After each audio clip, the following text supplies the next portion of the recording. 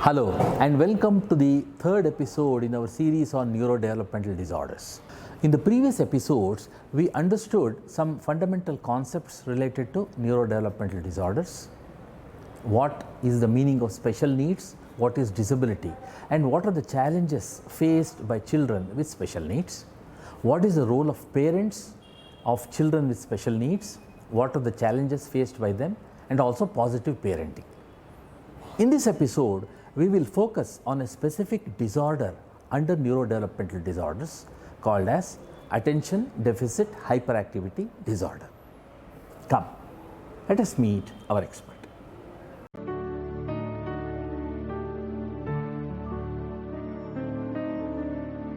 Attention Deficit Hyperactivity Disorder, also commonly known as ADHD, is a neurodevelopmental disorder. As the name of this disorder suggests, so we have attention deficit and hyperactivity. The name of this disorder is built upon the most common manifestations of this disorder, right? So there is a deficit of attention, which means there is difficulty with focus, concentration, sustained attention, so basically doing any task that requires prolonged sitting and concentrating, that is a problem, as part of this disorder. And the second part is hyperactivity. Hyperactivity literally means, somebody who's very restless, a lot of fidgetiness, lot of movement, difficulty in sitting still, for a substantial period of time. So because these are the most common visible features of this disorder, that's where the name comes from. Okay, so that is ADHD. It is a neurodevelopmental disorder, so it again arises from problems with the brain's development as expected for a given age.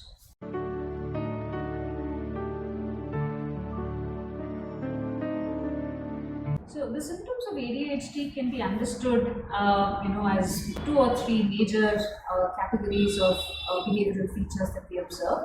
The first is inattention, right, or attention deficit, as is called in the name of the disorder, where there is difficulty with doing anything that requires sustained concentration. So this presents to us as a child having difficulty with sitting in class and completing their classwork, difficulty with completing homework. Even if they do sit and do something, there may be a lot of careless mistakes because attention kept wavering as they were trying to do that task. There may be forgetfulness, again because of not paying enough attention. There may be difficulties with remembering things, time management. So difficulty with sustaining attention concentration can actually result in all these kinds of problems as I described. The second type of symptoms that we have are related to the hyperactivity part.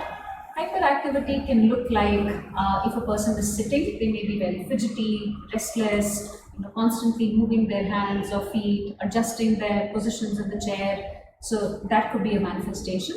In much younger children, we may find more obvious hyperactivity, where the child literally cannot sit still, has a constant need to move around, either on surface or climbing things, climbing down.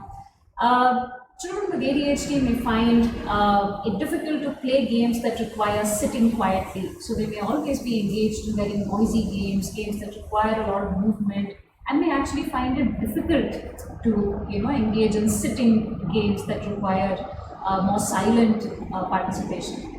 The third aspect is to do with impulsivity, right? So inattention, hyperactivity, and then the tendency to be very impulsive, which is that a lot of things get done without there being a lot of back and forth thought about it. So it's a common phrase that you go with the first thing in your mind. That is something that happens very commonly in those who have ADHD, because they tend to be very, very impulsive in their decision making, in their behaviors, even in their emotions. So if you're feeling angry, the anger is immediately out without you actually thinking about what I could do with this thing that I'm upset about, and so on. Right? So at the inattention, hyperactivity, and then impulsivity, we see all these three kinds of behaviors in those who have ADHD.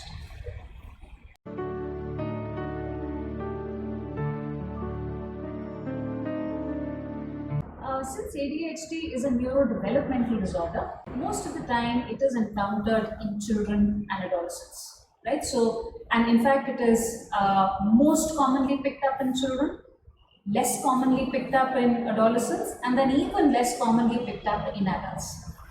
Because it is a neurodevelopmental disorder, the disorder starts and manifests during the developmental lifespan. But depending upon how severe the features are and the kind of dysfunction that a child has because of the ADHD, it may be picked up at different ages, right? But most of the time it begins pretty early in life during the developmental lifespan, and will present, like I said, most commonly in children and less commonly at other ages.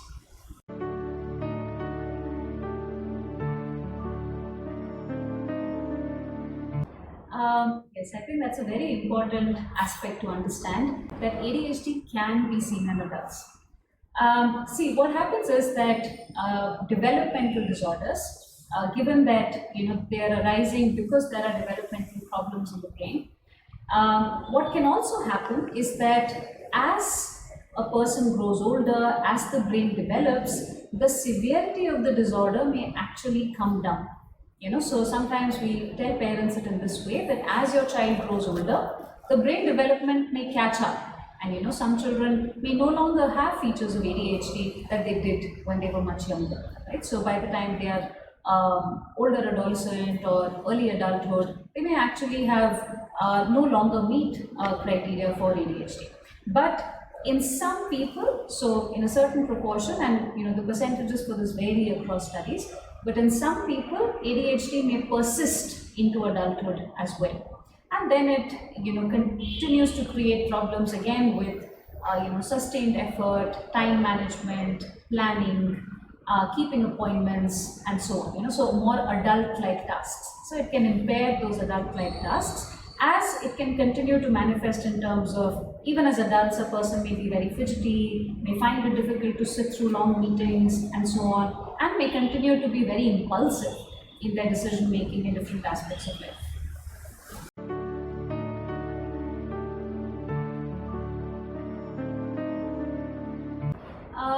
It is a little difficult to answer the question of how common is ADHD, because studies done in different parts of the world give very, very different and widely varying estimates. So there are some studies that say it is less than 1%, whereas there are others that say it may be more than even 10% in the entire population. And I suppose there is a good reason for it, because most commonly when we go out to look for disorders in the community, it's important to look for dysfunction because of that disorder, right? And given that ADHD is the kind of a disorder which is developmental in nature, like I said, it may improve as the person grows older, as they acquire more and more skills to deal with their disorder, they may or may not feel impaired or disabled because of the disorder. So it is understandable that there can be a wide difference in the different prevalent rates that are found. But if we generally look at the common trends, we notice that most studies find that ADHD tends to be more common in boys than in girls. Between different kinds of environments, so let's say between cities and villages, or between Indian studies and international studies, again there are wide discrepancies. There is no biological or social reason to really explain whether the prevalence should be more in the city or more in the village and so forth. So we don't really know consistently whether there are different factors operating in these different environments, but certainly gender does seem to play a role in the occurrence of the disorder. Boys tend to be diagnosed more commonly with ADHD than girls.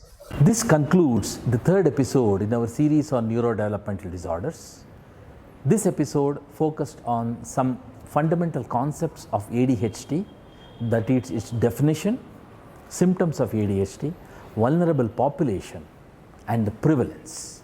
We will be back with our next episode. Namaste.